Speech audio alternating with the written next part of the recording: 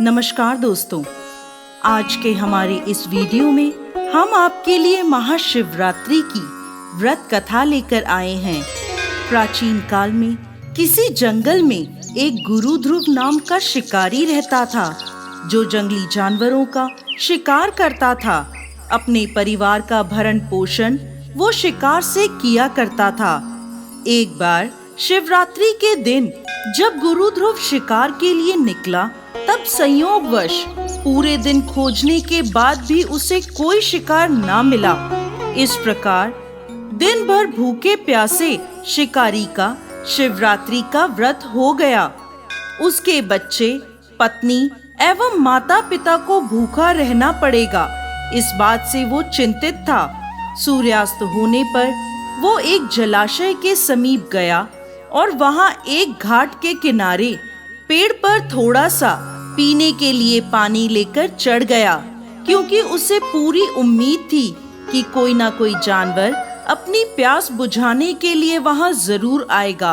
वो पेड़ बील पत्र का था और उस पेड़ के नीचे एक शिवलिंग भी था, जो सूखे बेलपत्र से ढका होने के कारण दिखाई नहीं दे रहा था। रात का पहला पहर बीतने से पहले एक हिरनी वहां पानी पीने के लिए आई। उसे देखते ही शिकारी ने अपने धनुष पर बाण साधा। ऐसा करने से उसके हाथ के धक्के से कुछ पत्ते और जल की कुछ बूंदें नीचे शिवलिंग पर गिर गईं और अनजाने में शिकारी के पहले पहर की पूजा हो गई। पत्तों की आवाज से हिरनी ने जब ऊपर देखा तो भयभीत होकर शिकारी से कांपते हुए स्वर में बोली, मुझे मत मारो। शिकारी ने कहा, मैं और मेरा परिवार भूखा है, इसलिए तुम्हें नहीं छोड़ सकता। हिरनी भयभीत होकर शिकारी से जीवन दान की याचना करने लगी। बोली, मेरे छोटे छोटे बच्चे हैं और मेरे वापस लौटने का इंतजार कर रहे हैं। मैं उन्हें अपने पति को सौंप आऊं, फिर तुम मुझे मार देना। मुझे बस इतना समय दे दो। झूठ नहीं बोल रही, तुम मुझ पर विश्वास करो। मैं शीघ्र ही लौट आऊंगी।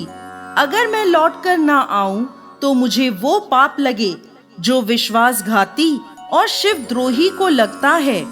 इस प्रकार हिरनी के विश्वास दिलाने पर शिकारी ने उसे जाने दिया और हिरनी वहां से चली गई। कुछ देर बाद शिकारी ने देखा कि एक मोटा ताजा हिरण जल पीने वहां आया है। उसने फिर से अपने धनुष पर बाण चढ़ाया और फिर से कुछ जल और बीलपत्र शिवलिंग पर चढ़ गए। इस प्रकार शिकारी की दूसरे पहर की पूजा भी हो गई। धनुष पर बाण चढ़ा देख हिरण ने पूछा, ये तुम क्या कर रहे हो? मैं घर पर अपने बच्चों को छोड़कर आया हूँ। मुझे इतना समय दे दो कि मैं अपने बच्चों को धैर्य देकर शीघ्र लौट आऊं। तुम मुझ पर विश्वास रखो। शिकारी ने हिरण को जाने दिया।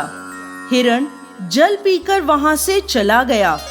अब दोनों हिरण घर जाकर जब इकट्ठे हुए तो अपना अपना वृत्तांत एक दूसरे को सुनाते हुए बोले, हमें जल्द ही शिकारी के पास लौटना है। अपने बच्चों को धैर्य देकर जब वो चलने को तैयार हुए, सबसे पहले हिरनी बोली, मैं शिकारी के पास जाऊंगी और आप मेरे बच्चों का ख्याल रखना। हिरनी की बात सुनकर हिरण बोला, माँ के बिना बच्चों को कोई नहीं संभाल सकता। तुम यहीं रहो, मैं शिकारी के पास जाऊंगा। तब हिरनी बोली, पति के बिना पत्नी का कैसा जीवन? आपकी मृत्यु के बाद मैं कैसे जीवित रहूंगी? मैं वहां अवश्य जाऊंगी। और वह दोनों बच्चों को समझाकर चल पड़े। जब बच्चों ने देखा माता पिता जा रहे हैं तो हम क्या करेंगे, तब वो भी उनके साथ हो लिए। इस प्रकार वह सभी शिकारी के पास पहुँचे।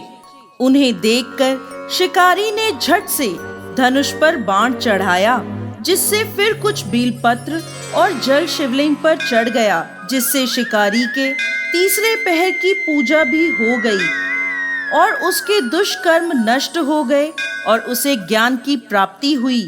हिरण ने कहा, हम सभी उपस्थित हैं, आप हमारा वध करके अपने परिवार की भूख मिटाइए। तब भगवान शंकर की कृपा से प्राप्त ज्ञान द्वारा शिकारी सोचने लगा, मुझसे तो यह अज्ञानी पशु ही धन्य हैं, जो कि परोपकार परायण होकर अपना शरीर दे रहे हैं, और मैं मनुष्य जन्म पाकर भी हत्यारा बन चुका हूँ। ये सोचकर शिकारी बोला, तुम सभी धन्य हो, तुम्हारा जीवन सफल है। जाओ, मैं तुम्हें नहीं मारता, तुम निर्भय होकर यहाँ से जाओ। शिकारी के ऐसा कहते ही स्वयं भोलेनाथ वहाँ प्रकट हुए और बोले, मैं तुमसे प्रसन्न हूँ, मन चाहा वर मांगो। ये सुनकर शिकारी भगवान के चरणों में गिर पड़ा। तो दोस्तों, कैसी लगी आपको आज की हमारी महाशिवरात्रि व्रत की कहानी? हमें कमेंट बॉक्स में लिखकर जरूर भेजिएगा, और साथ ही साथ हमारे इस चैनल को सब्सक्राइब जरूर करें।